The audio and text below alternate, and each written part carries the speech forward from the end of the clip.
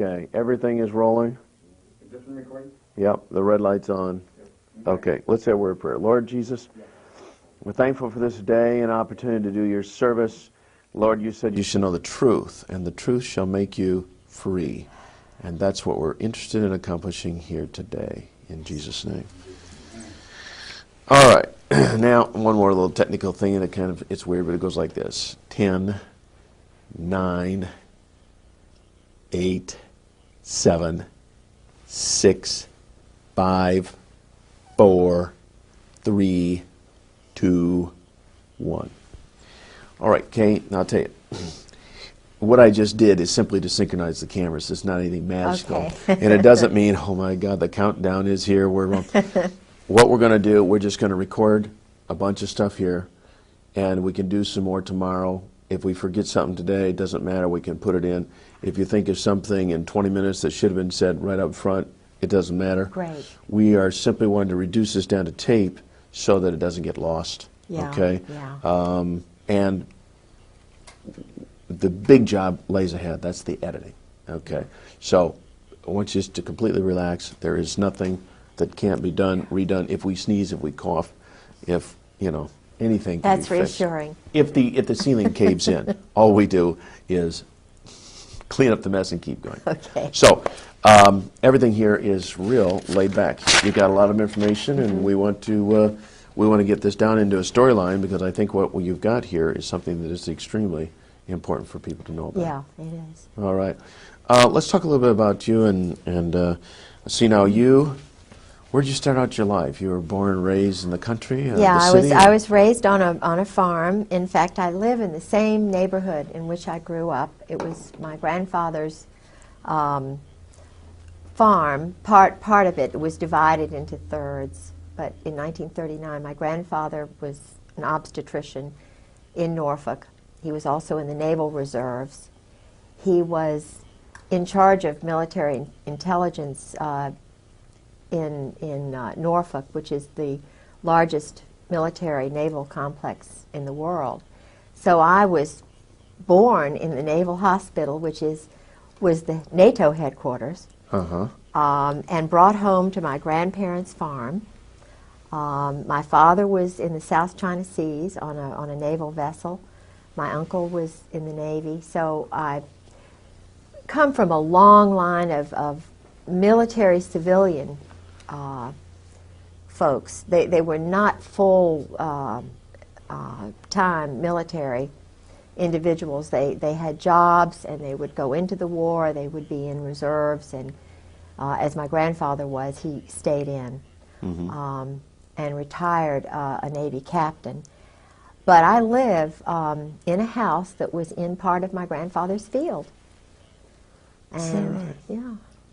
That's very interesting. But I'm being strangled financially by this Army intelligence group, JAG group, that my husband. Now, JAG, is that J-A-G? JAG, Judge Advocate General. I think American citizens do not realize how many JAGs are in our court system, and they take orders.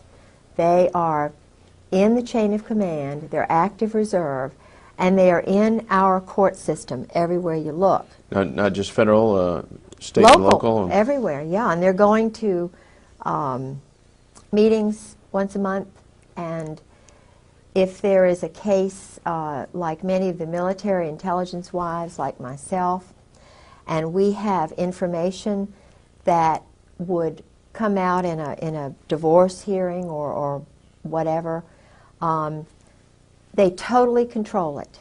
It is Judge John Moore, in my case, in Virginia Beach, is an Army Ranger.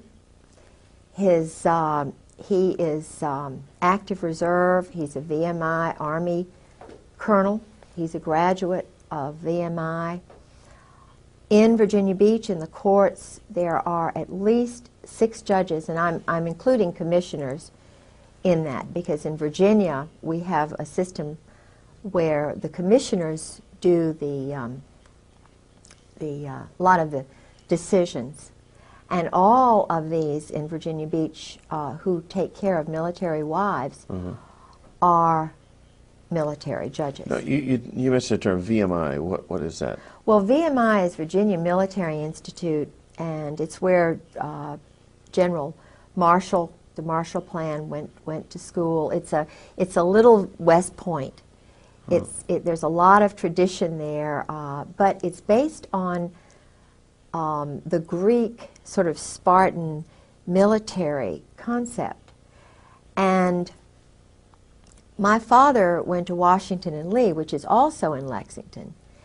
And I know that there is some sort of, I won't say cult, but there probably is some sort of club? Secret society. Okay. And so it's very, very tight clique. But what I was trying to say is that the judges are military men, and they're not independent. They take orders. They take orders.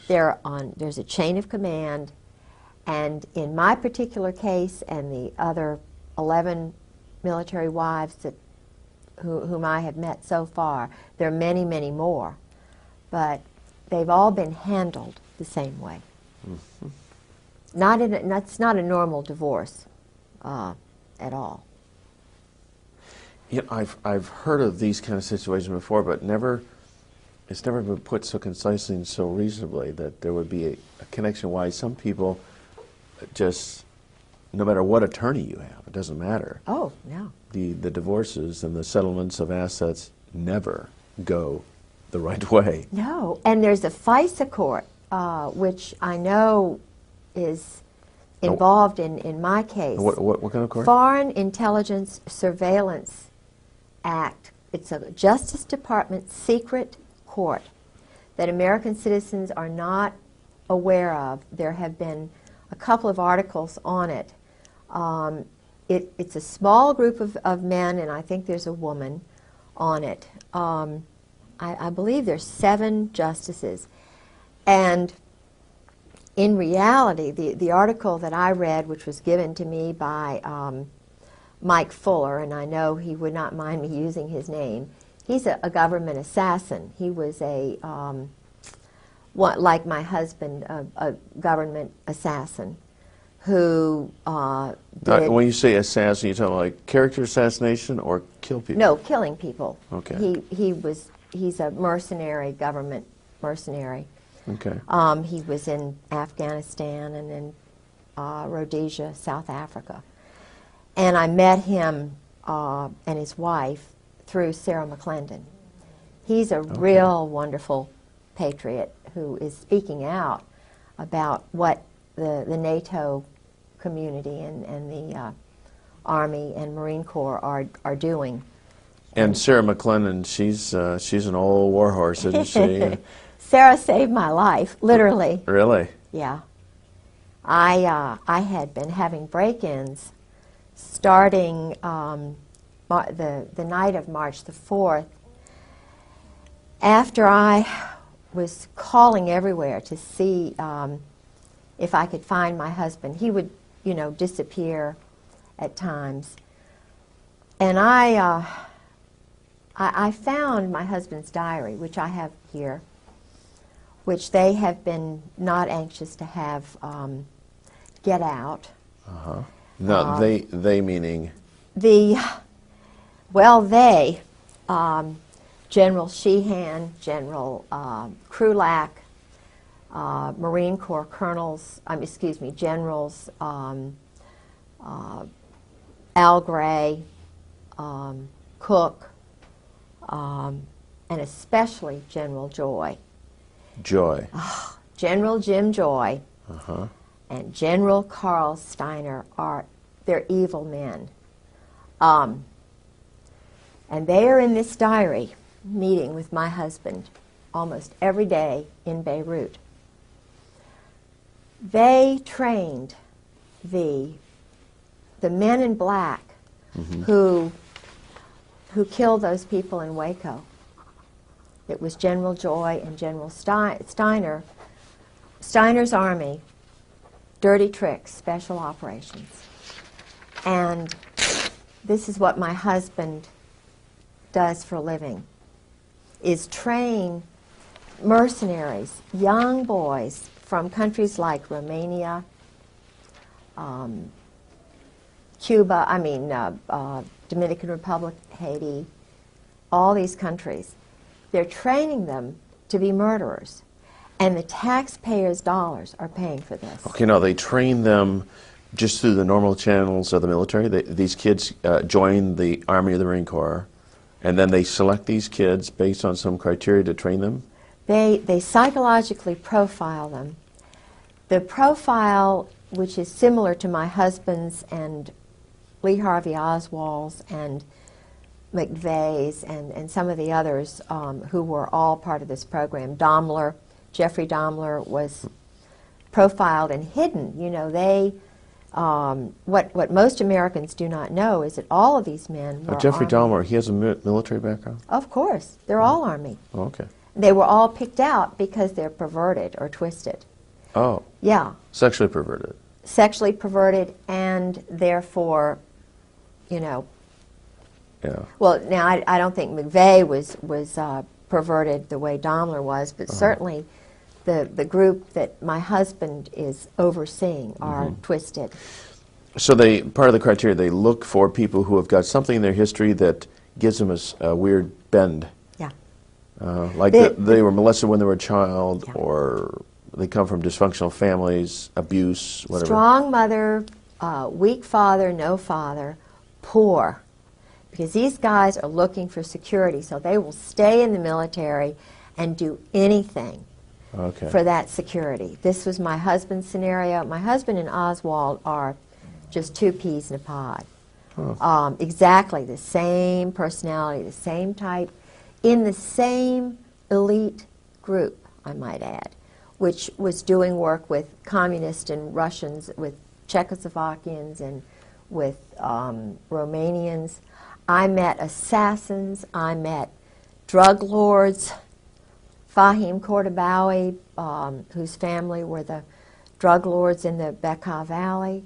I mean, he knows the elite of the elite of the elite, and that's why I was warned twice not to talk. And you were warned... I was told that I would be killed. I was told that Your husband warned you about this, or? Oh, my husband warned me early on in it, but he knew that he loved me in the beginning. I'm sure he really did. But he's a robot, my husband, except when he's drinking. And I think that's why he drank, because the first 3 years of marriage, he was telling me everything. And I come from a very strong Protestant Southern culture, which, you know, when you're talking about shooting people like ducks, the only thing I can relate it to is my brothers going duck hunting, and that's what George would tell me it was like. Killing is just, you know, it's nothing. There's no emotion involved. You just get rid of somebody. And he said he was an existentialist and that these murders were necessary, and, you know, very matter of fact.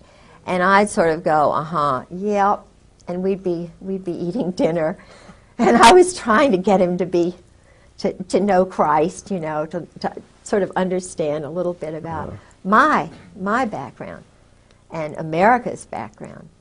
But his group they are not Christians. They're what he calls existentialist, and they study German Clausewitz and Nietzsche, Sartre, Camus, Montesquieu.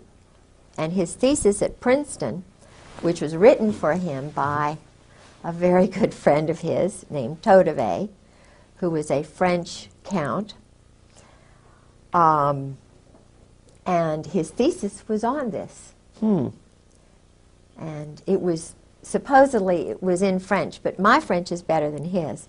So he could not have written that by himself. I know that. I know it was written for him.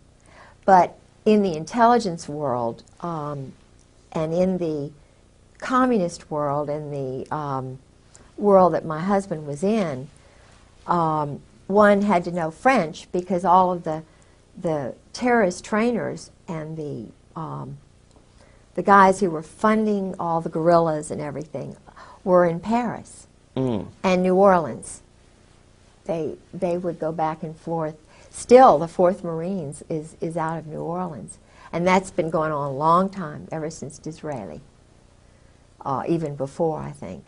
But they had hit squads and, you know, undercover groups in New Orleans. And George would go to New Orleans, all the Marines. I mean, this is where they train, do terrorist training, Lake Pontchartrain and places like that. Okay, and then this would be during the 1980s? Yeah, 1980s. Okay. From the I think New Orleans has been a school for a place where debauchery and murder and cults and flourished. yeah. Well, there's a New Orleans connection with the JF Kennedy assassination.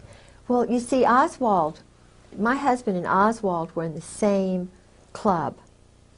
General Jim Joy is in that club.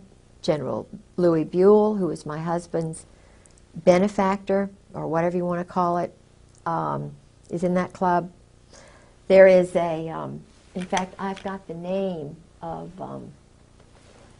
there are Russians in that club.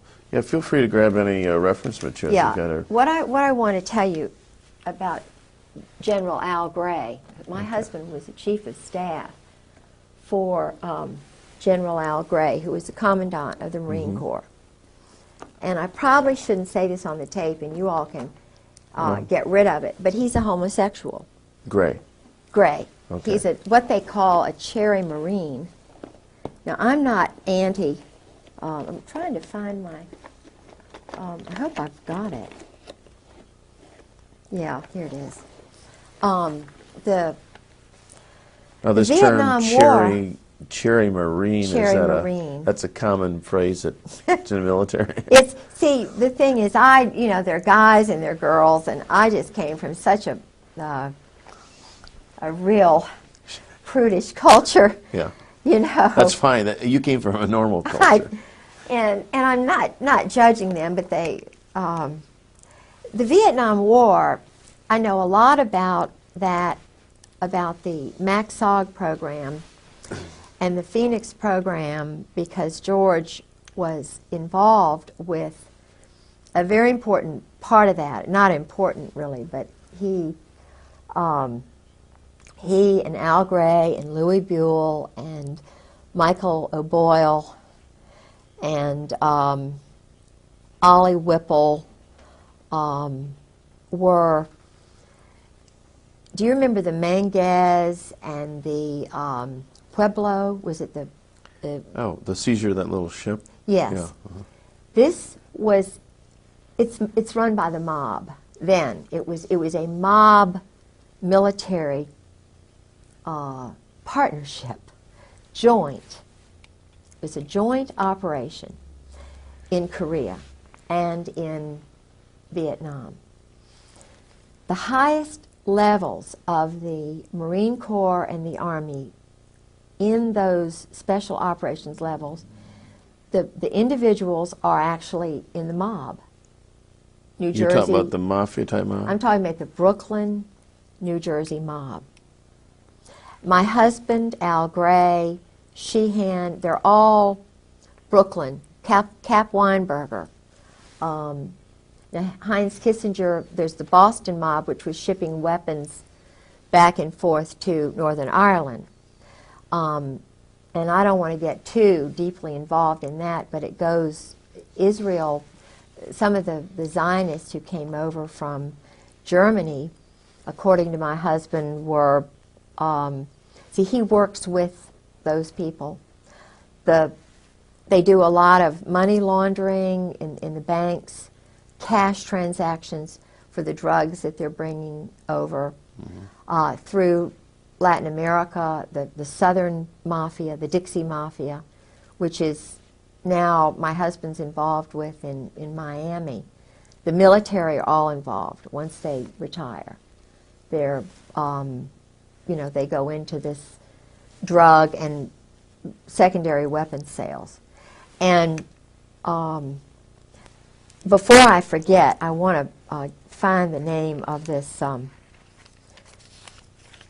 Russian who worked with Al Gray, who was my husband's boss, and trying to see where I wrote it. I may have to look and find that another. It's no trouble at all. How are we doing over there, guys? Sound good? How much time is rolled on the clock? On your clock? You can speak. So 20 minutes. 20? Okay, good. I can't find it right now. I'll find it. Right. The Vietnam was really important because a lot of experiments were done on boys who went over there. Mm-hmm. I had, since my husband disappeared and since they have been psychologically trying to destroy me, financially trying to destroy me, because I'm telling the truth. His first wife, I know, was murdered. Okay. She was, according to a psychiatrist whose name I probably won't give because he's an honorable man. I was given permission before I went public with Sarah McClendon at the press club anonymously, but they knew who I was on the 3rd of July, 1996, was when I came out with a small group of people. But before that time, they were trying to handle me, to try and get me to be quiet. They tried threatening me and so forth. And I'm trying to remember where I was, what I was going to, the point I was going to make. I can't remember now what I was going to. It was something important. Oh, yeah, General Jim Joy. Yeah. I called General Jim Joy on the phone. I was trying to find where my husband was because I didn't know whether I'd have any money to, food to eat or what. He just walked away, and I knew that the Marine Corps knew where he was. But I was being handled psychologically. On the 4th of March, my home was broken into. They had elaborate plans to handle me. The 4th of March, 96? 1996. 96. And keep in mind, he had disappeared on the 28th of December. Of 96. Of 96, 95. Okay, So put yourself in my shoes. I have no idea where he is. He's done this before. And each time I was totally traumatized. So I get... What happened during this break-in? Well, they were looking for the diary, which I have here. Okay. I don't have the original copy, but this is the diary. Okay, can you lift it up so Yeah, we can... sure. Yeah, just... This is it. It's his Beirut diary. Kind of hold those. So Yeah. This is it. Okay. And it's in his handwriting. The Beirut diary tells how the intelligence community, the Army and Marine Corps assassins, snipers, are how they operate in a city during a crisis. My husband was the liaison between the White House and President Jamal. So my husband is a friend of Scrokoff, McFarland's a Marine. All of these men are personal friends of George's. Colby, I spoke with personally on the phone. 2 weeks later, he was murdered. He went to Princeton. My husband knew him. He knew my husband. He told me, Colby told me that... Now this is General Colby? No, this is William Colby, who was head of the CIA. Oh, okay, yeah. Who was murdered in a... so-called boating accident. I know exactly how that happened because, you see, the SEAL teams, SEAL Team 6, 4, 6, and 8, are on the East Coast, and then the odd numbers are on the West Coast. And some of the people who are affiliated with the SEALs,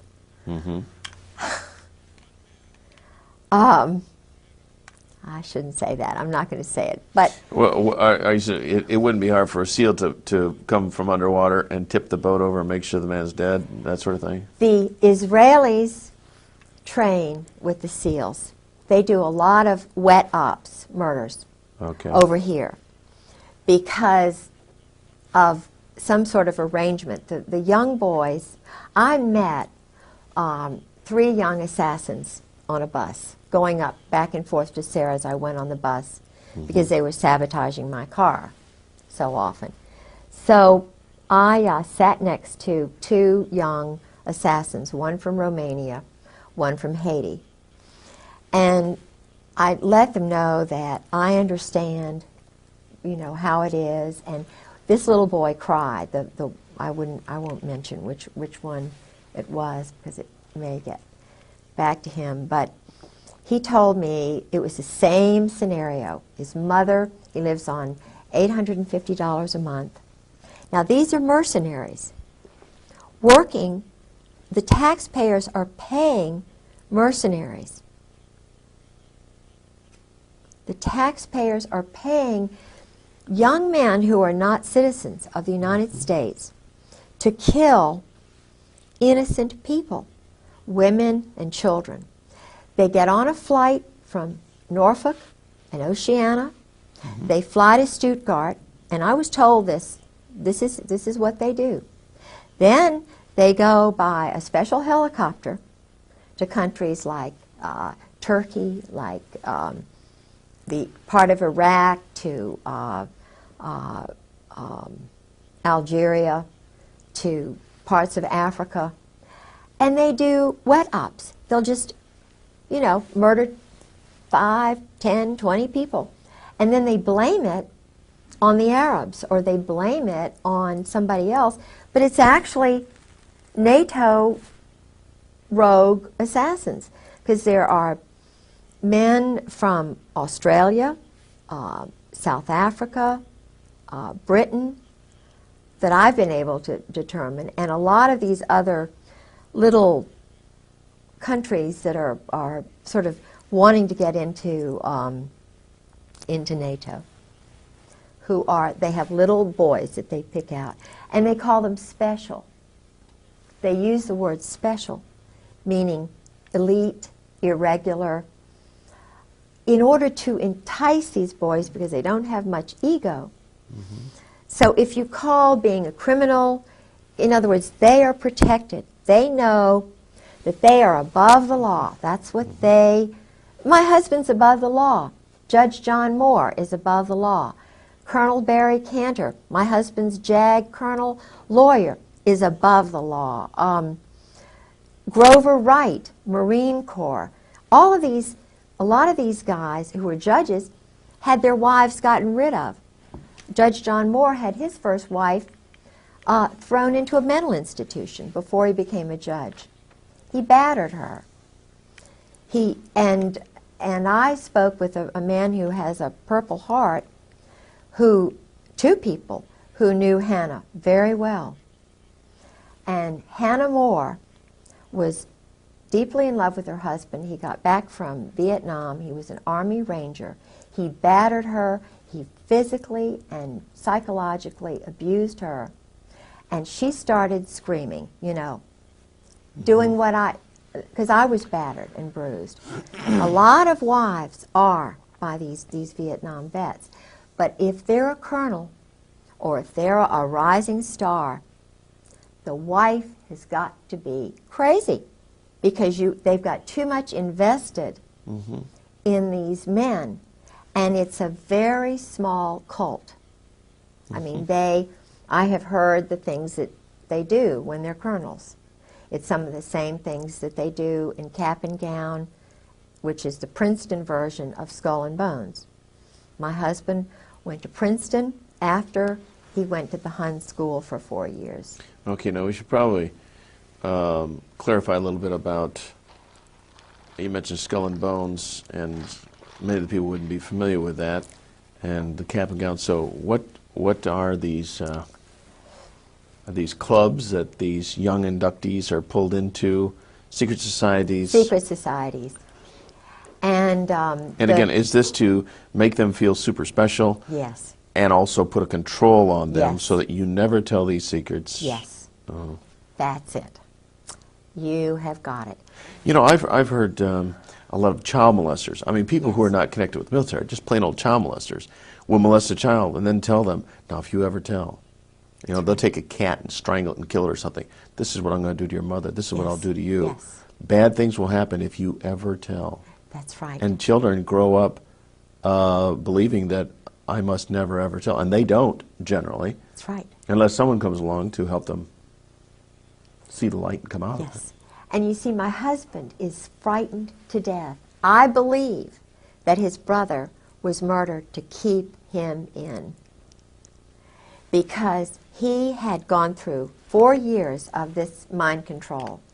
And the man who did it, you can see this on the video, his name was Charles Caddock, and another man named Alexander Robinson. Okay, Charles Caddock. Caddock. And the other one? Alexander Robinson. Alexander Robinson was a Marine, very well-connected Presbyterian family, whose family member was the influential one who brought over the Saudis. The original Saudi head of Saudi Arabia was George told me all this about Mohammed Faisal, Khalid Faisal, and Saud Faisal, and there were something like 32 brothers of the then in the mid-50s, the ordained, you know, whoever was head of Saudi Arabia. It was actually the United States who chose that person, because the United States, through Charles Caddock and that group, murdered the good one, the one whom everybody liked, who was well educated, and who was normal. In, I believe it was 1952, 1953, 1954, in Paris, the universal Saudi, the well-educated Saudi, was poisoned. And what would his name be? Charles Caddock.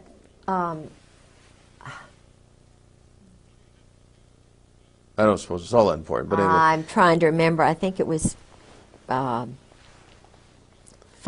or he died in Paris. And so his brother, his half-brother or whatever, was the father of all these 32 boys, and the 3 oldest now were snuck into the United States. I have a degree in history, Virginia history, undergraduate degree, and master's in Scottish history. And being a Southerner, we always look at, you know, past is prologue.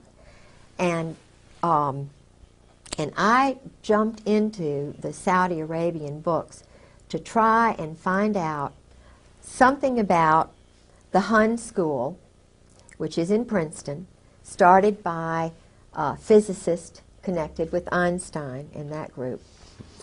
So I was looking for the Hun School because I knew they went there. And they're in all the brochures. They're very proud to say, you know, we have the Saudi royals went here. President Cheeseborough brags about going over there and being wined and dined, and you know. So I only found one reference, but it was a reference that said something like they went to a prep school in the United States. That's all they said. Well, it was the Hun School, and my husband was one of the playmates. Charles Caddock was the bodyguard, quote-unquote teacher for these guys. So they would go out and play in the woods, and they were doing homosexual things with them. You know, I mean, there was a lot of money. They bought a big house. Yeah. And so. Okay, now, I was momentarily distracted. Okay. Explain to me a little bit about this, the homosexual event here.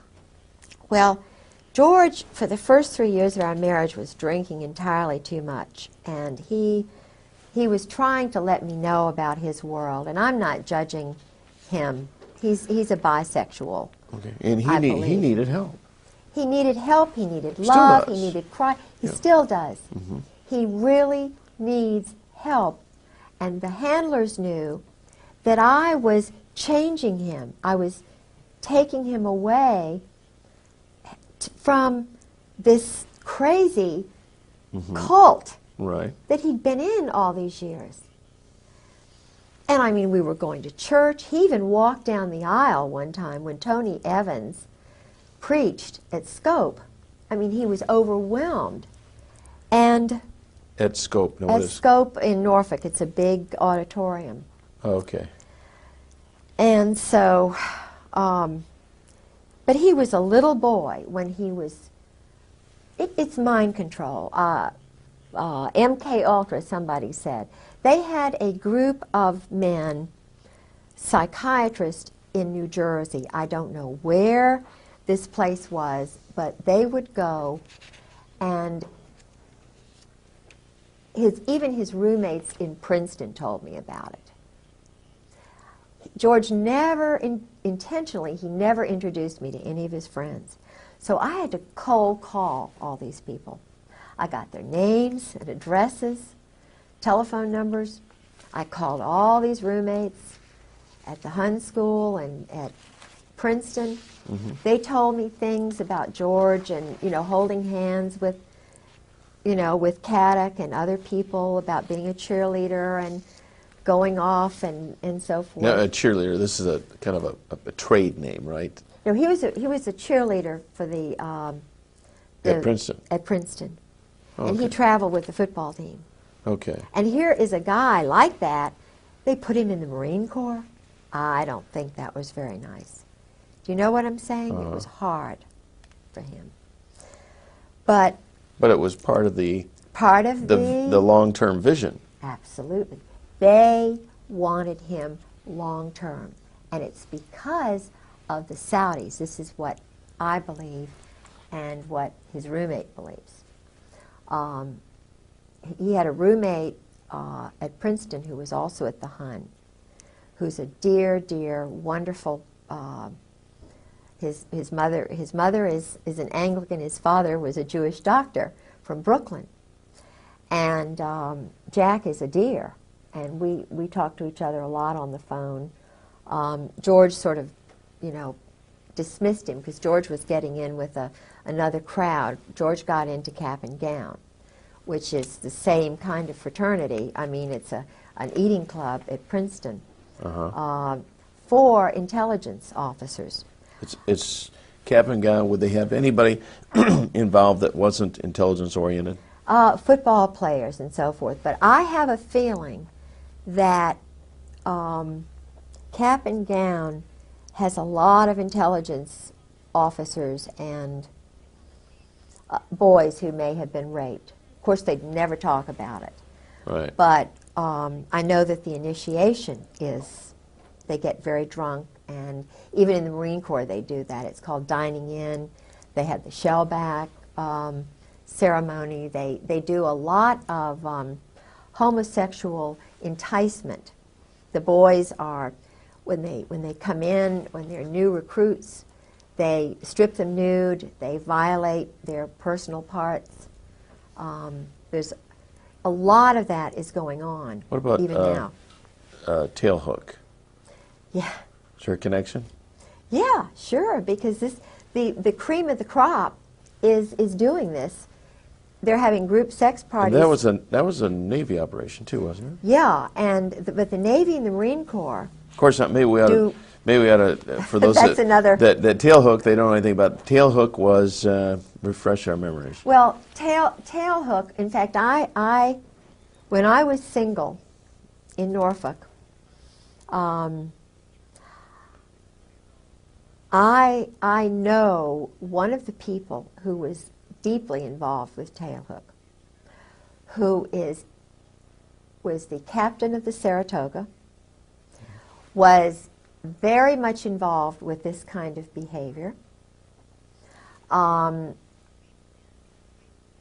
And I know a lot about the, see, I never thought about group sex. This is so awful for me to contemplate that these orgies are going on all over the Mediterranean, that the captains, lieutenants, the men who rise to the top are the ones who are picked to play the games, the pool parties, the nude pool parties. And they have secretaries who come in. I've talked to 3 guys, and of course my husband, who went to these parties.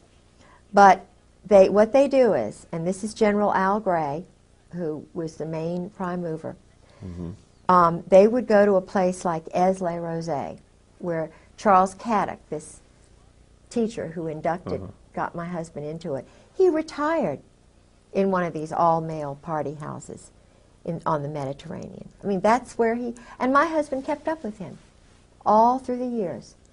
But these sex parties and orgies, they're all homosexual in nature, or well, is there some heterosexual? They start off with the wild secretaries. It's kind of, you know, my husband did those in Indonesia. He did them at a place in Northern Virginia with his first wife. I did not know any of this. I knew absolutely none of this when I married him. He told me he was loyal to his wife. He wanted me to think he was just apple pie, because I'm just a one-man woman. Right. When I took that oath to marry him, love, honor, and obey, that's me. But he, when he was married to his first wife, was just an addict. He was a sexual addict, an alcoholic addict. He loves, you know, terror, and his whole little soul was just being sucked away from him desperately. And he needs Christ. He needed me day in and day out. He did not need to be, what he's doing now is running more of these operations. You know, as you describe this, I can't help but think of Bill Clinton. Well, of course he was. He was one of those profile boys. But the difference between Bill Clinton, and I'm not saying Bill Clinton's better, but Bill Clinton did not go, he didn't know anything about the assassinations. Bill Clinton, when I was living with Sarah McClendon, the senior White House correspondent, who saved my life, because she said, Mrs. Griggs, you get up here to Washington right now or you're dead. You're going to be dead. And I still feel as though I probably will be. I'll certainly be financially ruined. They are still doing psychological operations in my home, sabotaging my car, messing with my telephone, my radio. You cannot believe what I've been through in the last 2 years. It is horrible. And it's being done to other women and other wives and other men who don't go along with the program. They are murdering Marines, they're murdering sailors. Of course, one of the best ways for you to stay alive is to do what you're doing. Really? Reduce this, oh, absolutely. Reduce this to video, get this scattered all over the country. They won't touch you, because if you're dead, that validates everything you're saying, see. So, well, they poison people. Publicity is the best thing you can do. Yeah, one of the things that was happening to me after, oh, I must tell you about General Joy. I found his name all through the diary. And what was really strange was that George had mentioned him early on in the marriage, but then after a certain incident at Camp Lejeune, which I think is very interesting, relating to tailhook and something that I did there. I'll tell you about that if I can remember. I called, it took a lot for me to get General Joy's phone number, because the Marine colonels were not going to tell me, because they knew I was investigating. So nobody would tell me about General Joy. I called a person in George's address book who was a general, pretending that, I was updating my Christmas card list. Yeah. And I just wanted to find Jim Joy's telephone number. He said, oh, he's up there. He's running morale, welfare, recreation for the world, a payoff job with the mob. And he's living outside of Quantico. And here's his phone number. So I call him up. And keep in mind, my husband is infamous, Princeton graduate, chief of staff for Al Gray, who runs all the dirty tricks for the Army. Linda Tripp worked for Carl Steiner, who was a partner of,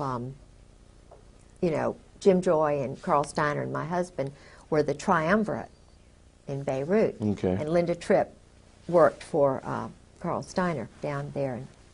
This would be approximately I think in the 80s. She and her husband were both Delta Force duos. They send them, but then they divorced, so that broke up that. But she's a dirty tricks person, Linda. Anyway, so I call General Joy and I say, General Joy, this is Kay Griggs, and I'm George Griggs's wife, chief of staff under Al Gray, head of half the world, dirty tricks, special operations, wet ops. And he goes, no, I don't believe I know your husband. Exactly his words.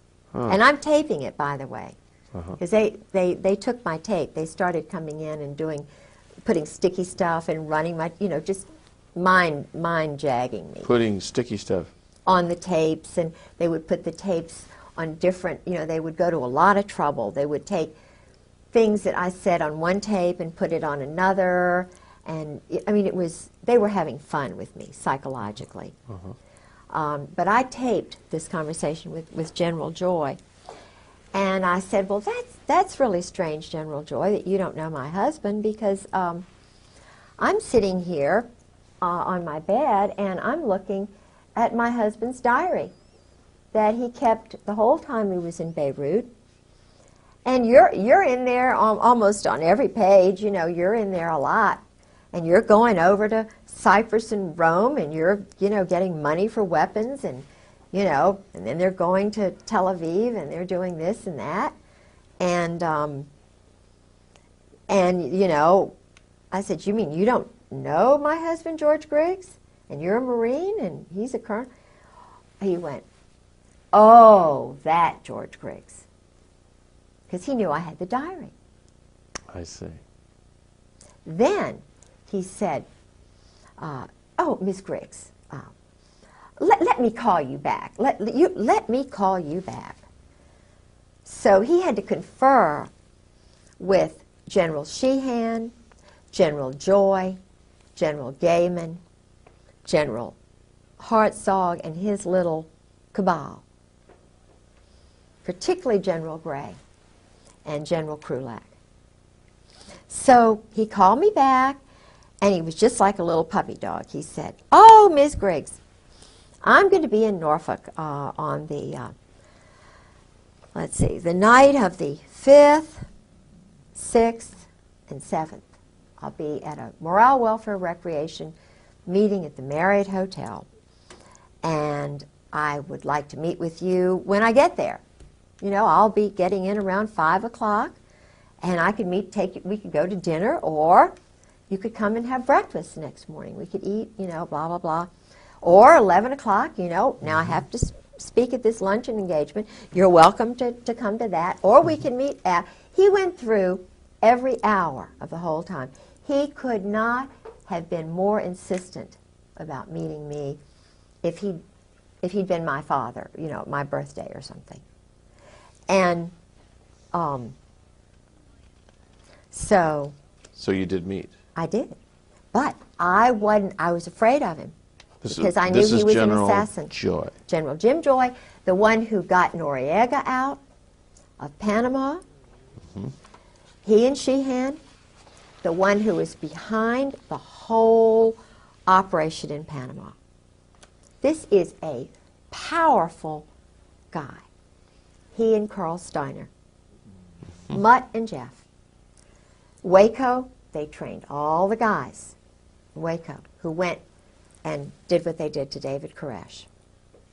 They're the ones behind all the black helicopters and Sheehan. They're the ones, you know, doing all the stuff down there at Kathy McDaniel's down at, you know, in Fort Polk, Fort Hood. That's something new on me. Kathy McDonald, Daniel? Kathy McDaniel's had a little talk show. She's a wife of the daughter of the mayor down there at Fort Polk. Okay. The little town outside of Fort Polk. And there were a lot of unusual things happening. And because she was talking about it, excuse me, they took her radio show off the air. And they tried to, it's a long story, but anyway, so General Joy, I got in contact with the NCIS. That's Fort Polk in Louisiana. Yeah. Oh. Yeah. But I met with the NCIS guy and a Marine that I just met cold call because I was kind of worried about what would happen to me, you know, meeting him. So may I go to the ladies' room? Certainly. Matter of fact, Steve suggested that we break. I've had to sort of go to the late. That's why I've been sort of antsy. Steve suggests we break at 5 after, and I think it was a good idea. Let's break and we'll pick up right where we're. Right.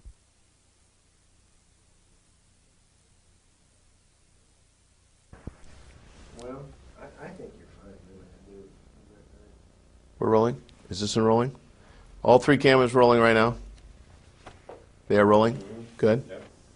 Everybody check in. All right. Here we go. Okay, now Steve, come on over here and take a quick glance at the at this monitor. Notice how she's framed here. Does mine correspond about the same? Oh, okay, I see what you're saying. Oh. I gotta take a better look. Oh. So that we cut back and forth, we are. Okay, I see what you're saying. Actually, yours is like you say. Yours is a little bit tighter. Okay, just take it wide. You want this one in a little tighter? No, no. Okay. Mm-mm. She's just right. I tell you, I have the perfect reference. I can tell now those chairs are giving it perfect reference. Except that I'm a little bigger than she is, so I may stand a little taller in the chair. Okay. Whoa. Whoa, whoa, whoa, yeah. Oh, the distance, maybe.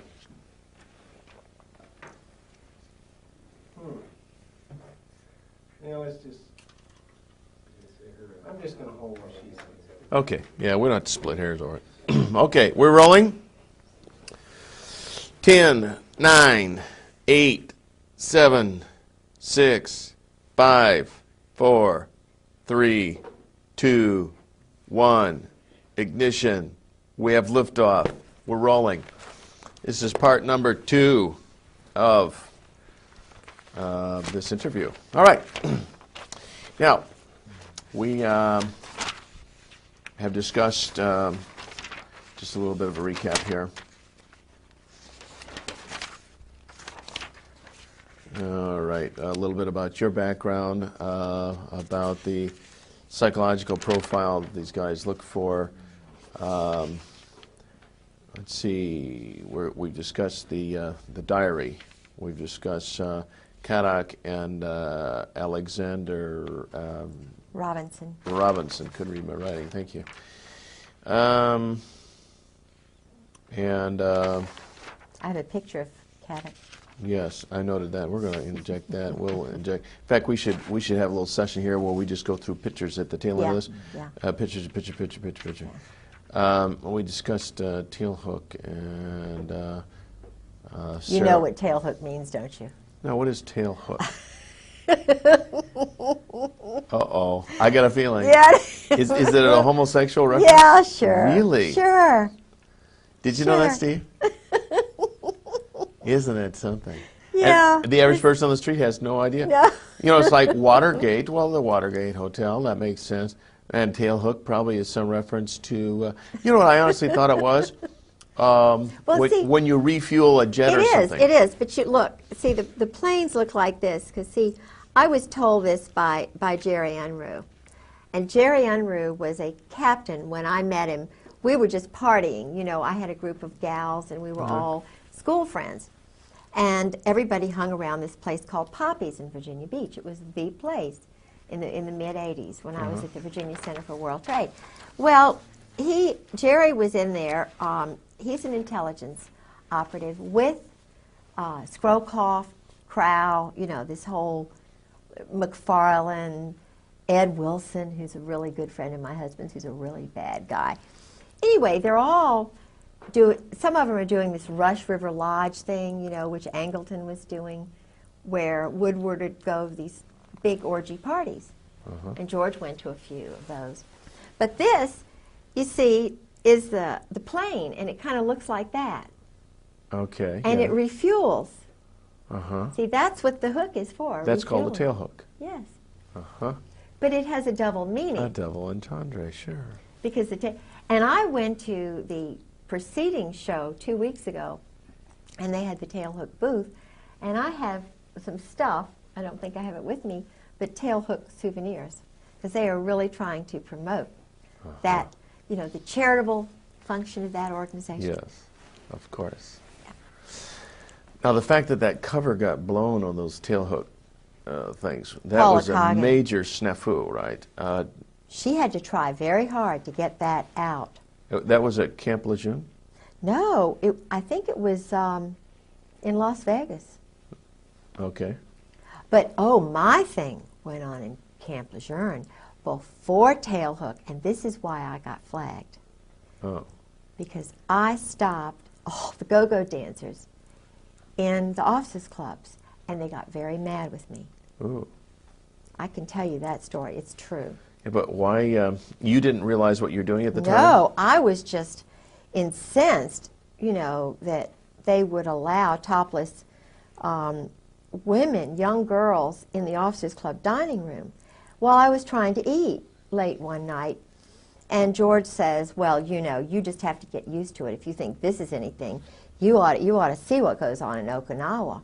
Well, this was 91, 90, it was before tailhook.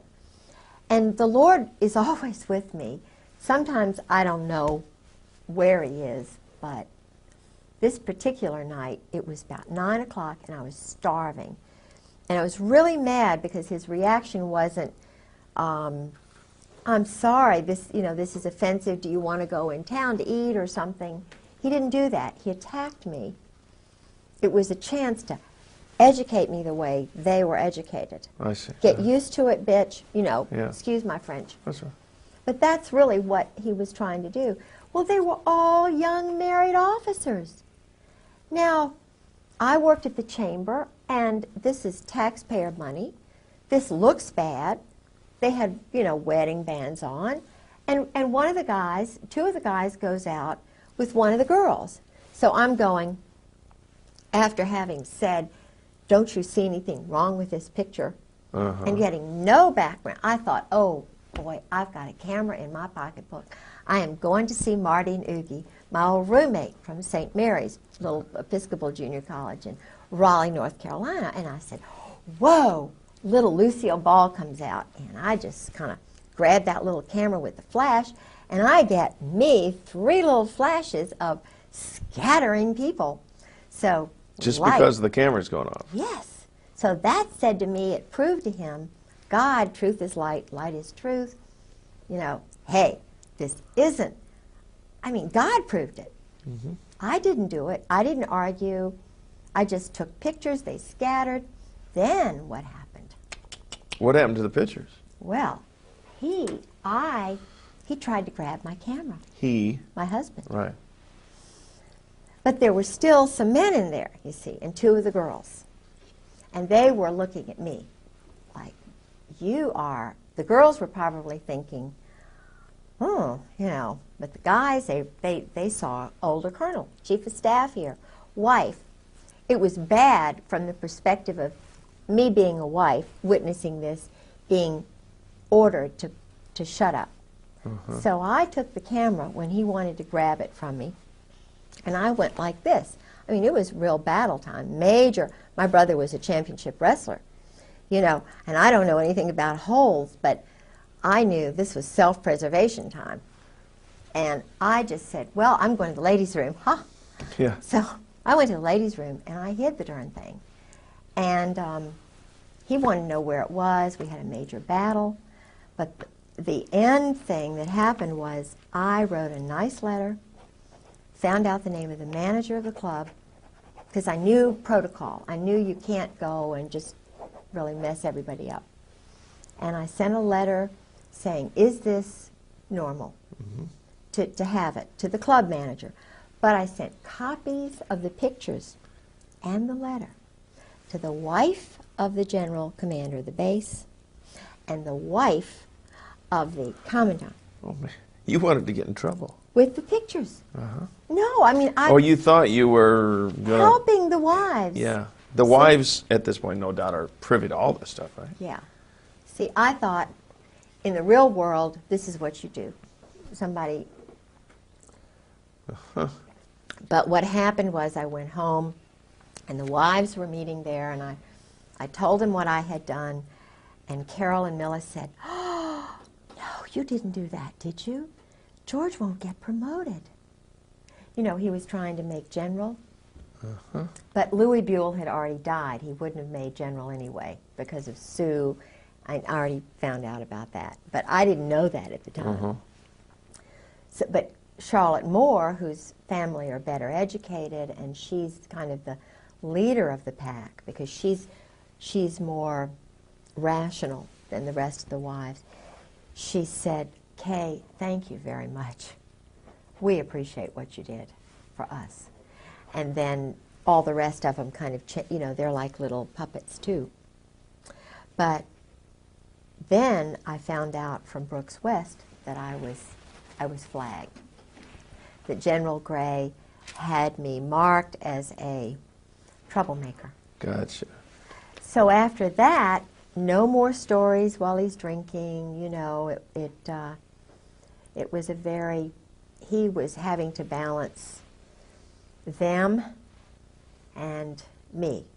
You know, he was, I think he was challenged by me because he, you know, he knew that I was a free spirit. He didn't understand Christ. He didn't understand what my boundaries are, but he, because he was a little bit intimidated by my sense of freedom and my, you know, openness, which comes from a complete understanding of where Christ is in my life, you know, and I follow in his footsteps, but I'm a free spirit because I'm created independently, as we all are, and he never had, my husband never had that ability to be free from the time he was a teenager. Because early on he was made captive to these other matters, the homosexual encounters and the shame that brings and the control. So he was a bent twig early on. Yeah, and he had the Saudis were beginning to pile into Russell House at the Hun School in Princeton, which is the school that my husband was in for 4 years on scholarship. He never saw his parents in 8 years. Now think about this. His parents were shipped to California, I believe strategically so that they could control his mind. Okay. He was too poor to fly out there. I think he did go one time when he was ROTC on a flight that took him forever and a day to get out there. But he had an uncle later on who bought a house in Princeton when he was in college. So he had a little bit of nurturing. And this uncle became his father. Okay. And this uncle's 2 sons and the next door neighbor became his wife. He knew he had to marry because of what he had gone through, and it was, I think, so shameful and so hard on him that he married right at graduation day, practically, from Princeton. University, where he had 4 years in ROTC. And he was in the Cap and Gown Club, which, as I mentioned before, is an intelligence sort of football kind of scholarship club. But what's interesting is my uncle, who was in intelligence, Ben Delaney, went through exactly the same hoops. I was thinking, you know, when I met my husband, this is, and it probably was God in many ways, but I thought, isn't it amazing that Uncle Ben, who was the football quarterback star for Princeton, the one year they won the whole national thing, he was, he went to the Hun school. His father and mother were both killed, or something happened to them, and I think they were a fairly well-to-do, prominent family. He was handsome, wonderful, just a neat man. So he went on scholarship to the Hun. And then, and he went in, it was crew and all these other things. He was in Cap and Gown. He was, he played on the football team. He wasn't a cheerleader. My husband was a cheerleader. But they were in exactly the same pattern. ROTC scholarship. They left ROTC. They were dependent on the government, on the intelligence community, you know, selling weapons to whatever country. I know the country, but in other words, they were doing work for the joint under the table all these years. Okay, and directly under whose instructions to sell these weapons? Do you know that? Yeah. Okay, and who would that be? Well, it's the Israeli Zionist group in New York. Mossad? No. Well, what would they yeah, call but themselves? everybody thinks Mossad, like they think CIA is just a bogus sort of thing. It's really Army intelligence that does just about everything. They run a lot of the psychological profiling, which is done at Quantico with the FBI. It's all a very small group. Harvard professors connected with, you know, the Tavistock and Dar es Salaam, and there's a sexual perversion group in Vienna and one in Colorado. I think that little girl was part of that experiment, you know, who was John murdered. Benet Ramsey? Yeah, yeah, because I had some... Well, you know, that raises an interesting point, because here's a high-profile murder that goes nowhere. No investigation, nobody's pinned. It just goes on and on and on. The parents are involved in that program. But somebody higher High up level. is protecting them. Absolutely. And the same thing that you're describing about the military. Sure. If you're in the clique, you can get away with murder. Yeah, absolutely. Absolutely. Murder, literally murder. And I had a group of visitors. I used to be set up by the State Department, my husband, who had power in the State Department through both Caspar Weinberger and, well, his whole crowd. I mean, Caspar Weinberger, George Bush, Colby, Casey. My husband was in that clique. He was in the Princeton Marine Corps clique. Rob, Warner, you know. You're talking about Senator Rob. Yeah, and they're all Warner. Marines. Pat Robertson, all 4th Marines. I mean, they're all involved in this. They know, they're running everything. Now, you mentioned Pat Robertson. You're talking about the 700 Club, Pat Robertson. Yeah, Okay. there's a power thing there. And it's all male, it's all white, and they know the murders are going on. They're surgical, they're strategic, they're political. But what I was going to tell you is I was used because I was the most gullible in high school. And I'm very, very spiritual, and I love people. So, and I was driven to meet all these people from all over the world for some reason. So they would feed me people because they knew I would react. It's kind of like Monica and Bill. I think they put Monica in there to have something on Bill. That's my own feeling. Sarah McClendon feels the same way. Because And Linda Tripp was there to guide the situation. absolutely, of course, Linda Tripp was Delta Force. Linda Tripp was trained by Carl Steiner, who's in the diary with my husband. Carl Steiner is called a snake, and he tried to trip up Schwarzkopf. I mean, he was trying to take the whole Iraqi thing over because they had been baiting, you know, using the Israeli rogues in Turkey. They were having little zigzag wars. It's all to sell weapons. It's all about weapon sales. It's all about drugs. It's all about funny money. Making money. Of course. And the head, Krulak, who is the Commandant of the Marine Corps, his father, Victor Krulak, worked with this Russian, Czechoslovakian double agent who was worked with Al Gray, who was enlisted at that time, rose right up to the top because they were involved with Butcher and this whole crowd that was trying to pick fights. And they were not, they were Army and Navy together, joint. And George kept saying, George calls them the members of the firm. He calls them the members of the firm. I've heard the brotherhood.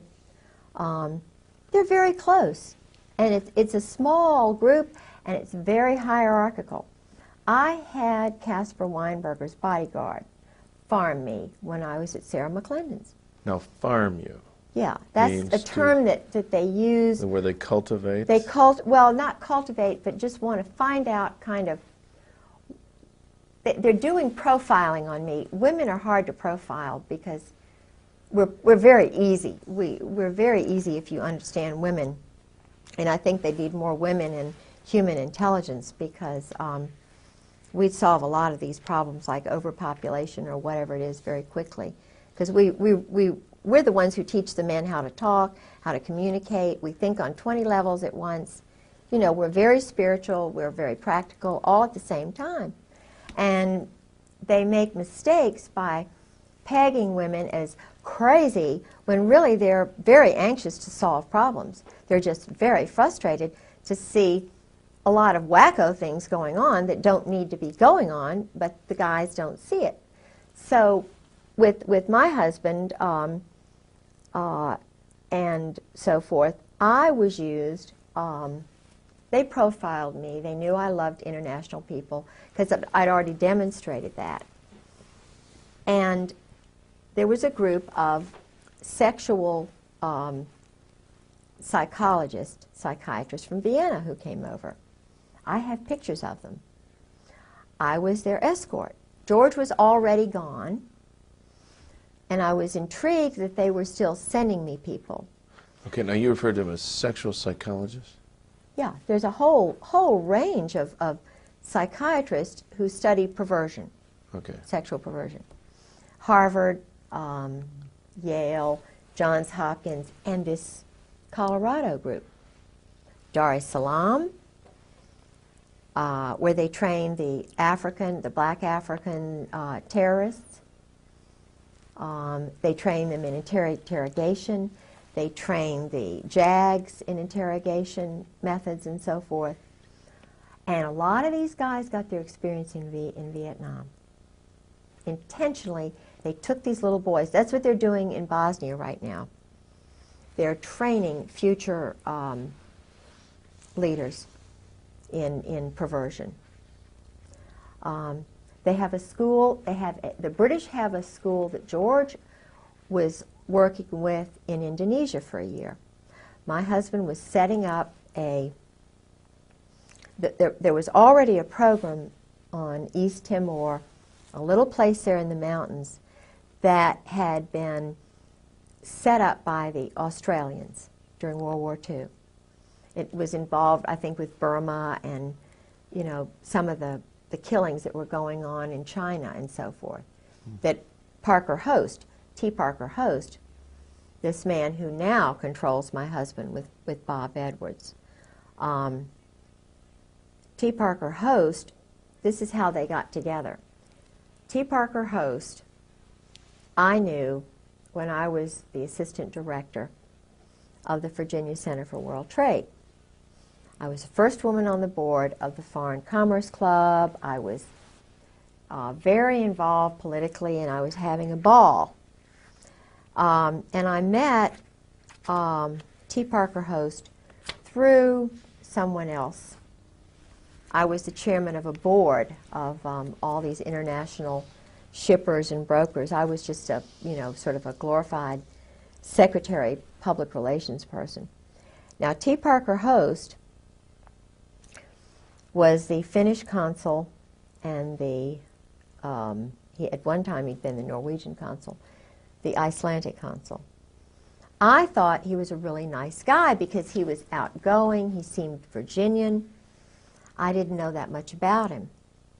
But it turns out he has one shipping agency when I meet him in '85. He knows my husband's profession instantly because he brags about being with the mobs. The mob runs the port of Norfolk. I mean, it's terrible to say, the bankers, and then they have I can't say that. You can't say what? No. The ports are run by, it's a homosexual hierarchy. Okay, it makes, that's not objectionable. Well, okay. And in Norfolk, it's Walter Chrysler, Phil Hornthal, they have the rich ones, and then they get the little ones in by introducing him to the big guys. It's like George met Einstein. Einstein was in that little ring that the Saudis were in. It was a very elite. No, Tamu, you're saying Einstein? Albert Einstein Okay. was in that little Princeton ring before he died. Okay. George, they partied together. Anyway, so the Norfolk crowd runs the port. It's very organized and so forth. And I knew the person who was running the Maritime Association shipping agency, very nice man who was that way. But I didn't know it, I went out with him. I like him very much. I mean, he's a very nice person. But And completely homosexual. Completely. But he liked me, and I thought he was wonderful. Many homosexuals are very he's engaging a very, people. very nice guy. Well, his best friend was T. Parker Host. He lived with him for a while. Well, I didn't think anything about Parker because, he'd been married and had a couple of sons, and I thought, well, this is just a guy who's moved away from Newport News for some reason and settled in Norfolk. I thought it was unusual. He didn't have any friends. I didn't know. But it wasn't because of that. It was because Parker had some questionable associations with mob figures, with assassins. He was in the Burma Special Operations Command. He liked living a dangerous life, and he bragged about it to others. My husband and he gravitated to one another. And I thought it was wonderful because my husband didn't seem to have any friends. So I sort of fixed him up with Parker. Well, Parker's the one who did me in,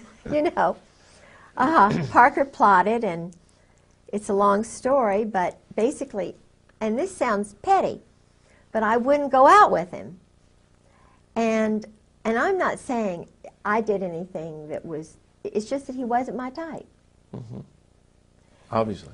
Well, I mean, but he just was, he's boorish, he's loud, he's kind of rude. So you're saying even just in a social context? Yeah. So what happened was, because my husband is so close to Bush and McFarland and Scrowcroft and all these guys, Parker starts getting in with my husband's friends and cultivating them. And he goes from having one shipping agency to dotted all over the place. He goes from being a Democrat in petty little Virginia politics and being the Icelandic Finnish consul to having big shipping deals going through Iceland and Finland. and Norway. And my husband's setting up deals in Moss, Norway, which I was the president of the Sister City Association. I was being used while they were setting up, you know, shipment places, transshipment places. I mean, I was witnessing all of this, and it all came back to me, just boom, like that. But Parker, it was so interesting. We had a hearing. I had a hearing with my husband. That very day, George Bush was in town. My husband was in town. My home was broken into while I was in court. Very strategically, I was called by a Marine colonel named Jack, who is very involved with the maritime shipping business, and he knew that I know a lot about that. He called me and invited me as a guest of his to attend the George Bush huge banquet with John Warner while my house was being robbed. My car was sabotaged that day. And guess who introduced George Bush? T. Parker Host. Now, he made it to the big time. You know, Alexander Haig is another one. You can help yourself to any coffee or Thank anything you. with there. Yeah, he's a friend. Alexander Haig, he rose from nothing to top dog just overnight. That's because he's in the club. Oh, of course he's in the club. Now, how he's in the club, you see. Now, all these guys. Henry Kissinger, Heinz Kissinger. Oh, I have a story. Oh, we all suspect Henry's a queer. Oh, but, yeah, I have a first-hand story from Bob, who was there in Cambodia with Heinz. Okay, you call him Heinz. Henry. Yeah, okay. Heinz. His real name is Heinz Kissinger. Okay. We'll straighten out. We got a light that fell down, boys. Did you notice that? We got to be alert to notice all these little things. And that's very hot, by the way. Haig was an army. Just a second. Let's get this straight here, because right. that is a hot light, and you'll burn your fingers if you don't touch it. By the way, as long as we're kind of in an unofficial break here, did you have to read my note while I was writing it? See just part of it. When I was writing it? Or only when I held it up? When you held it up over here, Okay. I made an adjustment. Well, I was starting to write. I wrote, widen her a bit. And then I looked up. Well, lo and behold, he's done it. So I thought, well, maybe he could read this over my shoulder. That's cool. And then... No, and he did. Oh, you saw it and interpreted. I've seen you. You could read it from here? Oh, that's cute. This is, oh, y'all are wonderful. What a team. And What then... a team you are. You could... Thank you? Yeah. Yeah, okay. Actually, all you got to do, if you write it, just tip up a little bit, I'll... Okay. Because the thing of it, when she's illustrating something and using her hands, well then, seize on that and open it up so that we don't lose the lower part of her hands. You know, not far enough down to where, you know, strategically we get out of focus, but just, that's cool. All right. We're back, and this is good. Let's go back to... See, we want to talk about Henry Kissinger, but also I introduced the idea about George Bush. 3, 2, 1. Now, so George Bush, I mean, all these people rise up through the ranks, the same club. Right. No wonder, you know, I saw a little TV clip one time where a reporter was asking George Bush and others about the Order of the Skull and Bones. All these guys were shocked that somebody even mentioned the term, and they just would not discuss it at all. Right. And the reporter said, I understand that as part of the oath you don't discuss it. And George just flat out said, it's just not to be discussed. And that was the end of the subject. Now, that's because, I mean, if this really got out, that these guys are all inducted because they've got some kind of homosexual Right. thing on them. Indoctrination. I mean, Yeah. or induction. They Yeah. have to do that.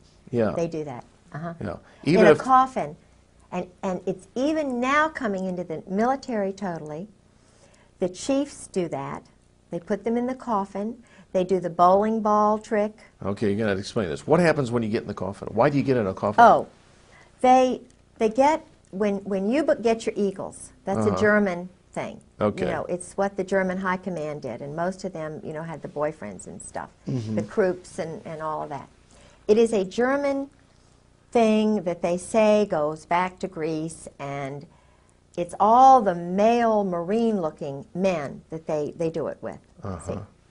So now the chiefs have to do that. What they do is they get, George said it's like a zoo. They get everybody really drunk. And they sometimes call it dining in.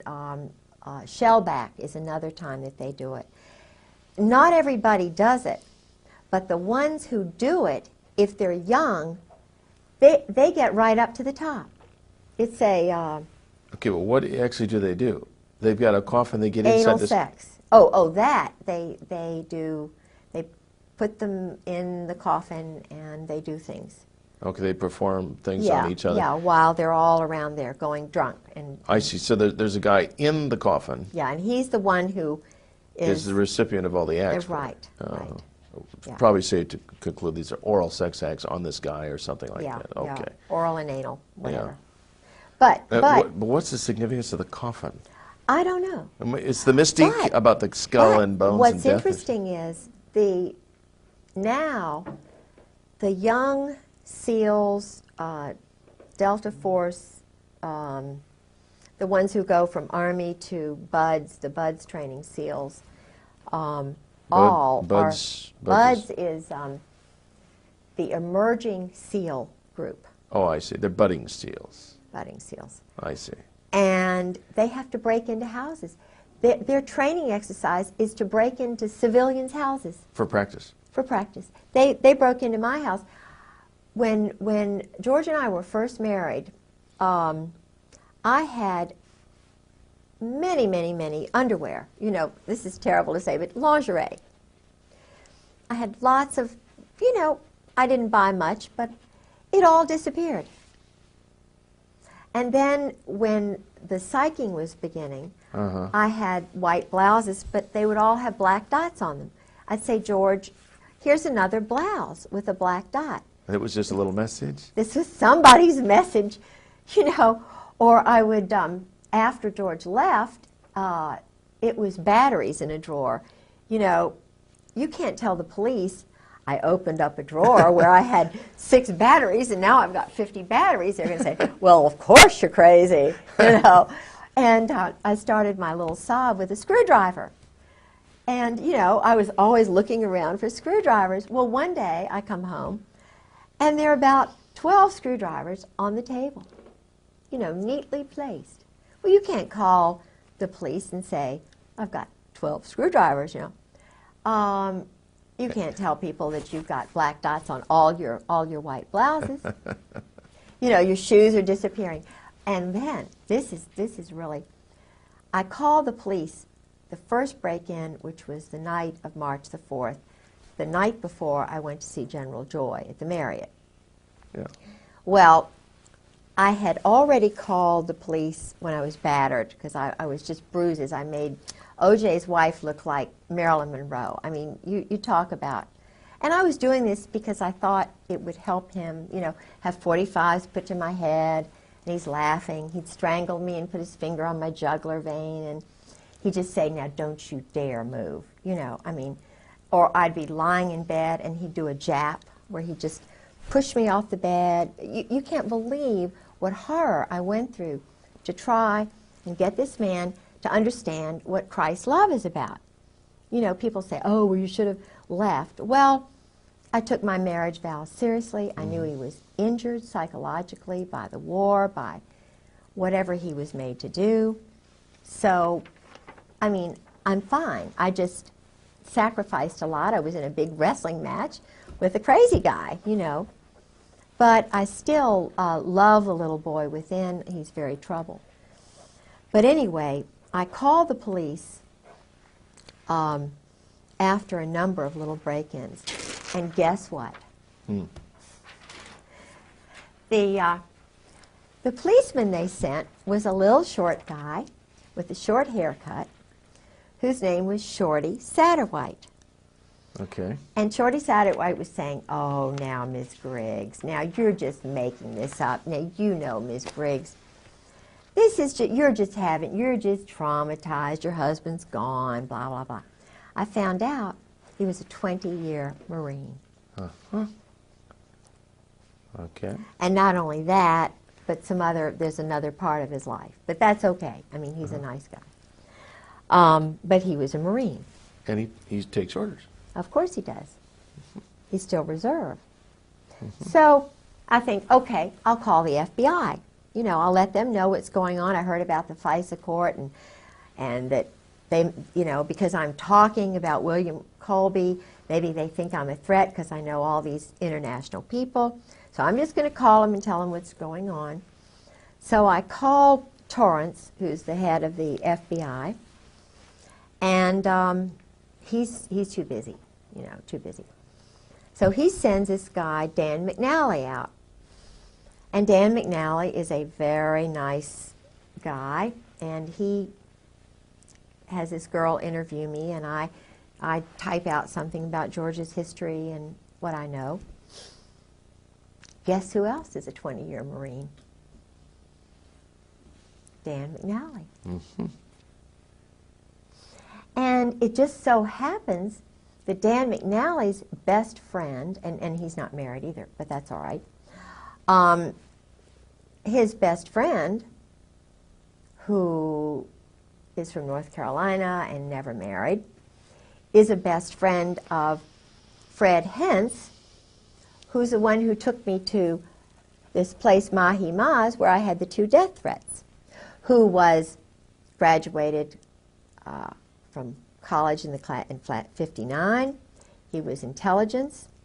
His father was a German high, part of the Kaiser's elite group. Mm-hmm.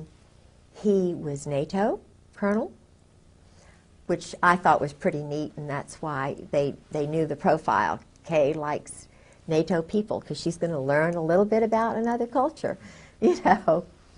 And I'm not saying that because his family were high command, but he was also an existentialist. And okay, and again, for our viewers that may not know the term existentialist, you mean? An existentialist, according to my husband, which he is one, Fred Hentz, all of these people are existentialists. They believe in doing whatever it takes. It doesn't matter what the law says. Mm-hmm. They will do anything necessary to get what they want politically, okay, and economically, and whatever. In other words, killing a leader, killing 5 people, killing 20 people, according to George, is a lot better than war. This is the way they rationalize it. You didn't used to kill women and children in war when the British Army, when they were pure kind of, you didn't go out and kill. I think Dresden, they did do some of that, but that was Walt Whitman Rostow and his crowd. And he's a very dangerous man, because Walt Whitman Rostow is a communist. Okay, and in what capacity is he? Oh, he was one of the wise men in Kennedy's administration.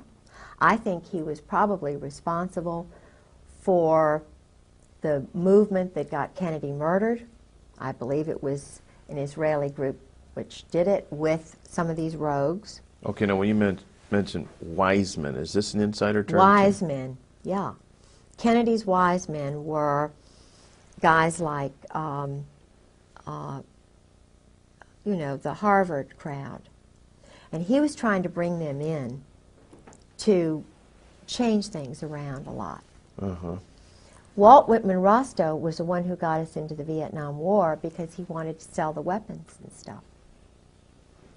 He and Victor Krulak, who is the present commandant's father, Krulak was his lackey.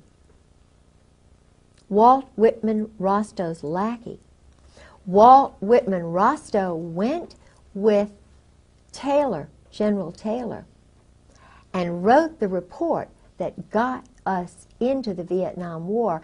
And all the time that the Pentagon was saying, no, no, no, no, he was a cheerleader for the weapons sales. He and Henry Kissinger, Heinz. Mm-hmm. He and Henry. Walt Whitman Rostow, Eugene Debs Rostow, these were communists, named for communists. Eugene Debs Rostow, and it's either his son or his other brother runs the big Boston mob, the port there. His name is Nicholas Rostow, with the Weld, with William Weld. They've done all that drug business in Mexico for years. They had that Russian, the one who was murdered by the assassin, Ramon. He was a competitor, Stalin's competitor, and he escaped. Very famous Tolstoy. Okay. Mm-hmm. Tolstoy became a Christian at the end, and you can't become a Christian. That's a death warrant. So they killed Tolstoy because he was becoming too, I think, now I don't know the whole story. There's probably a lot more to it, and maybe I see completely the wrong picture there. But Tolstoy was murdered by this same Parisian, Spanish, Czechoslovakian, Georgian, Russian group, Okay. which are all part of the former Abwehr. All right. We've got to stop. Tolstoy is not the correct name. I know who you're talking about, but I can't think of it. Tolstoy is a writer. A what? He's a writer. He's a Russian writer. But the guy you're thinking of was murdered in Mexico. Yeah. It's not Tolstoy. Okay. What was his name? Nice little Jewish boy. Good. Mm-hmm. It's a good point to bring this up because if we can correct that name, and don't go that wide. When I'm talking about going wide, I'm not talking about going anywhere near that wide because we get all this junk over here we don't want in the picture. Are you sure it That wasn't is Tolstoy? I think plenty it for- was. He's a writer. That's just plain for. I know he's a writer. Sorry about that. This It's guy- okay. I know. This It's guy okay. was- You're was learning. the right-hand man of Lenin, and he defected and went to Mexico. Right. He went to Mexico and murdered him. I think it was Tolstoy. It could be two Tolstoys. No, Tolstoys. Tolstoy is a very famous author. You're not thinking of Trotsky. Oh, yes, you're right. Hey. Oh, got it. Let's correct that. Oh, thank you. Bravo. We're getting close. Bravo. You were doing Close. so well, and I thought we can't use this because it's the wrong name, and it's going to discredit Good, the whole story. good. And I'm You're sorry good, Okay. about that. Good. All right. Trotsky. Well, let's back up. Okay. We have 5 minutes to go. Okay. We can easily do that. That is on this tape. I'll tell you what, We have more time than this, but on this tape. Next tape, and in the next 5 minutes, tell us what Max Sug means, because you mentioned it earlier, Okay. but I still don't know what it means. But let's get Trotsky in this piece right now while we're thinking about this. Okay. So let's pick this up with. You were saying about. We were talking about the wise men. We were talking about the Rostos and William Weld in Mexico and the involvement of the Mexican government. And it's not Tolstoy, it's Trotsky. Okay, hold on a second. Won't even necessarily mention that because that will be completely clipped and edited. So just go ahead and tell the whole story, but use the name Trotsky. All right. Okay, so Yeah. go ahead. Here we go. This group, which was run out of Paris, is still being run out of Paris, this revolutionary terrorist group, which is controlling these Marines and Army Steiner's group. They all operate together. The man who started all of this program during Vietnam used communists who were in the Spanish communist movement. They actually promoted communists in the OSS, which was started by this William, Donovan. Okay. So they were promoting and using communists who were actually wanting to get rid of our form of government as a stepping stone to world domination. So this group now in the Army and in the Marine Corps has communists at the very top who are really, existentialist, which means they don't believe in God, they don't believe in Christ, they live for the moment, they believe in sort of one world which has no religions in it. Right. They're the ones who put Napoleon in power, they're the ones who put Oliver Cromwell in power. They're the ones probably who actually were behind the Roman Empire and maybe the Egyptian Empire. They put puppet people in power, and they actually run it from behind the scenes. Now, Trotsky, as I understand it, was escaped from Russia. He had become a Christian, I understand, and was working with agents in the United States, Israel. And he was considered a threat. So he had to be silenced, killed. There's an excellent book which I have called The Mind of an Assassin, which is about the background of Trotsky's assassin, a young man named Ramon, who was trained, he was Soviet paid, I think he had experience in Spain. They organized it in Paris, I believe. And of course, up to the present time, there have been assassins operating out of Rome, Milan in particular, Naples, and Paris. And these are all anarchists, all mob related. They use mob funding. And of course, drug money to pay for the weapons, which are brand new weapons. The Bosnia Bazaar, this is the reason we had the war in Bosnia. The war in Bosnia is simply a stage to train assassins, to be a market for brand new weapons, to be a marketplace so that the drug money can be used. And the Army runs the whole show. It's totally run by the Army. The CIA is a bogus thing. You know, it's Training and Doctrine Command. It's NATO. It's SHAPE. Supreme Headquarters Allied Powers Europe, started by Eisenhower. It's a totally independent corporation. Its main function is to sell weapons and launder money. You're talking about CIA? No, No, I'm talking no. about SHAPE. SHAPE. Okay. CIA is kind of bogus. I mean, That's it's just there. a trade name for the media Oh, it's to to confuse use. us. It's just to get us off the track. It's all being done by Army people who are now joint, because the word joint comes from the group that brought over a lot, and a lot of good people came over, but they came over illegally to kind of escape Nazi Germany and stuff. I don't know that much about it, but I do know that the funding organization, one of the funding organizations was out of New York, and it was called the Joint. And Meyer Lansky, see, our mob, the organized crime, the Jewish Kabbalist group, who don't believe in God, really. Well, they do. They look at God as a Kabbalah kind of thing, and the opposite of good is bad, and they have to get rid of all the good people and kill them, and then, you know, I mean, they really do this. They're killing people who are good on purpose, and they get brownie points with their little cult. But this funding group in New York, they would pay for passports which were illegal, and they, in fact, my grandfather was involved with that. That's how I know so much about it, because my grandfather was told to keep silent and not to tell anybody, but of course he told my grandmother, and my grandmother told me, and I've told my children.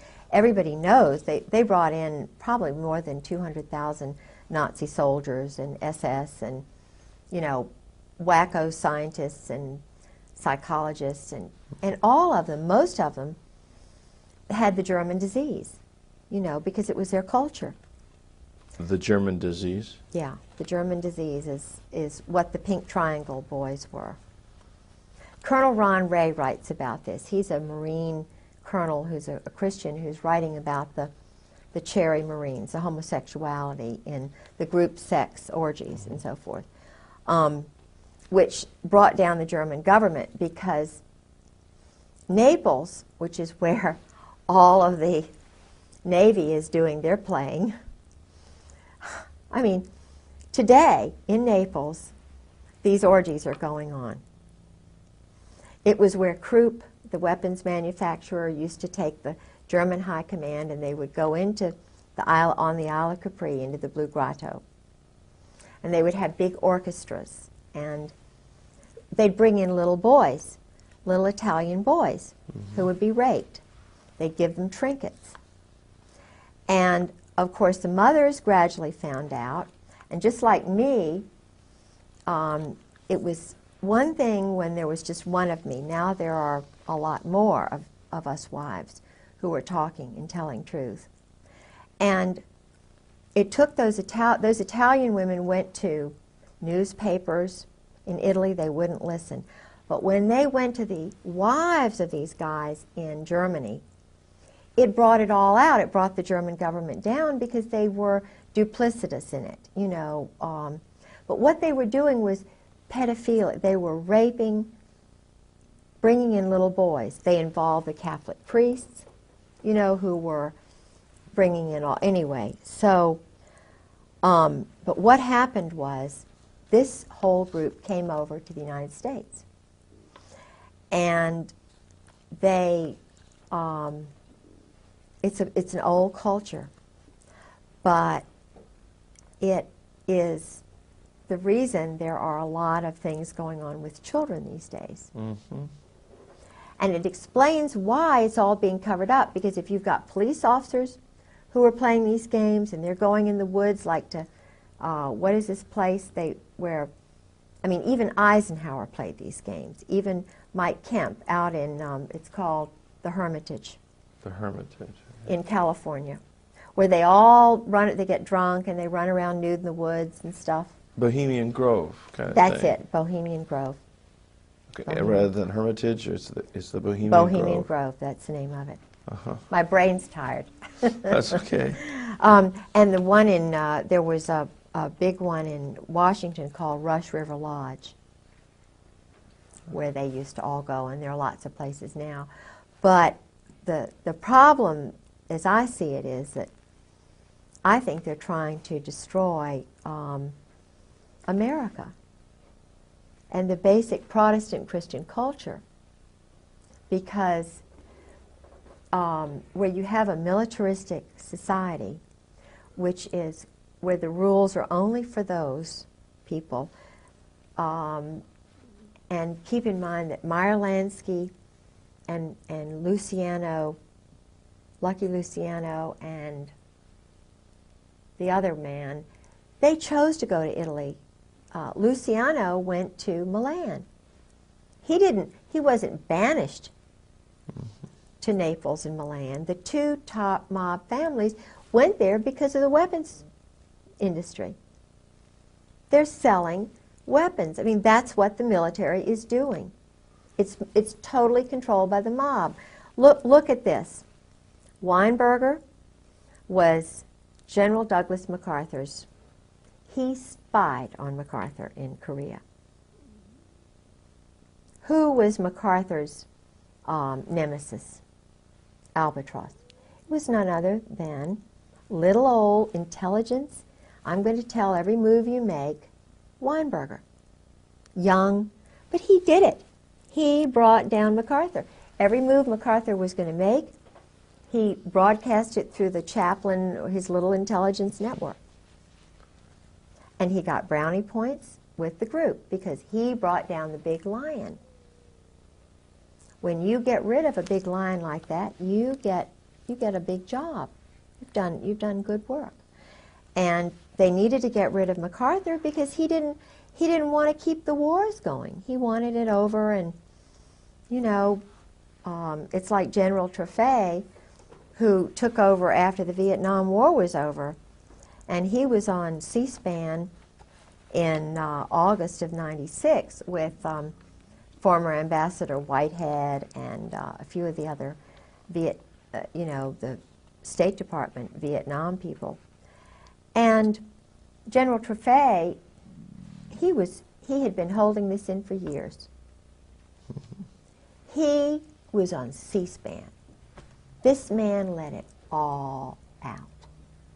He said, I took over at the end of the Vietnam War. I was in control, right? Big general charge. So I say, cut off the shipment of weapons. So I tell the Pentagon, cut off the shipment of weapons. He said, I got a phone call from Henry Kissinger saying the weapons are going to continue at the wartime rate. Sure. Now, that's when all this stuff with China started. It started before then, because already the communist agents, the New York, Brooklyn, New Jersey mob, were already training Mao. Mao was trained in Paris. So was, you know, the one in Cambodia. What's his name? I can't think of his name. The one who was Pol Pot. Yeah. They were homosexually, bless their little hearts, by priests. They were wonderful little boys sent there, you know, turned, which is the word, you know, when they believe their mothers and then all of a sudden the world's horrible and then they have these wonderful friends who are going to make them leaders. Yeah. They're turned psychologically, and it's a pattern. And so this is why it's so important to know what they are doing to innocent little boys in the Army and the Marine Corps today. Why? Why are they having them go together in groups and strip nude when they're brand new inductees? Mm-hmm. Why do they do certain things in public, in front of the group? And Well, they even do that during the pre-induction physical? Yes. I mean, and they also have the doctor. that's why I didn't want to go in the Army. I knew there was something. Yeah. But they also turn around the other way after doing that. The other way, and they're upside down. And they do this anally. Now, why do they do that in public? Why are the urinals all out in public, you know, without separate stalls? Yeah. If they're not promoting this. And then why is it that the ones who are this way rise up faster than the ones who don't? Because there's someone there noticing Yeah, sure. those Sure. who are Vulnerable. vulnerable. I was going to say rising, but that wouldn't be quite appropriate. They're called rising stars. rising stars. Rising, that's the word the State Department uses for those who are controlled. And when I was volunteering with the State Department as an escort in Virginia, I had this group called, I thought it up myself, VIVA, Virginia International Visitors Association. And I tried so hard to get to be a part of the State Department family. But you know, I'm a Christian, see, I'm a Protestant Christian, and they don't want Christians in there. My goodness. You know, I would have guests and I would let them know I was a Christian and that I love them and Virginia's a wonderful place. And Yeah. But I couldn't be a part of that. No. They sent me people, but I never was a part of it, even though I had lots and lots of dignitaries. Did you ever have any contact with Madeleine Albright? No, I lived with Sarah McClendon for about 6 months.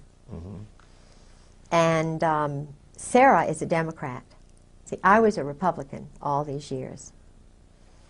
I was married for 21 years to a Democratic governor's grandson. It was an arranged marriage, and so I knew a lot of the high-level Democrats who were really sort of conservative. It's hard, you know, in Virginia, they're very conservative.